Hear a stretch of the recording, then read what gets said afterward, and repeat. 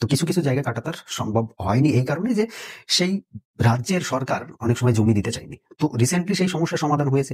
তারপরে যখন কাঁটাতার তৈরি হতে যাচ্ছিল তখন কিন্তু আমরা কয়েক মাস আগে দেখলাম যে বাংলাদেশের যে বিজিবি রয়েছে তারা এসে কিন্তু এটাকে বাধা দিচ্ছিল। তার সঙ্গে ওখানকার জনগণরা তারা লাঠি দা কোদাল হেসো নিয়ে কিন্তু আমাদের বিএসএফ দের উপর মানে আক্রমণ করতে আসছিল। এটা আমরা দেখছিলাম বিভিন্ন সময় এই জিনিসটা ঘটেছে, বিভিন্ন রিপোর্ট এসেছে। এমনকি শুধুমাত্র ভারতের রিপোর্ট নয়, এটা অল ওভার দ্য ওয়ার্ল্ডের ইন্টারন্যাশনাল মিডিয়াও কিন্তু এই রিপোর্ট কভার করেছে।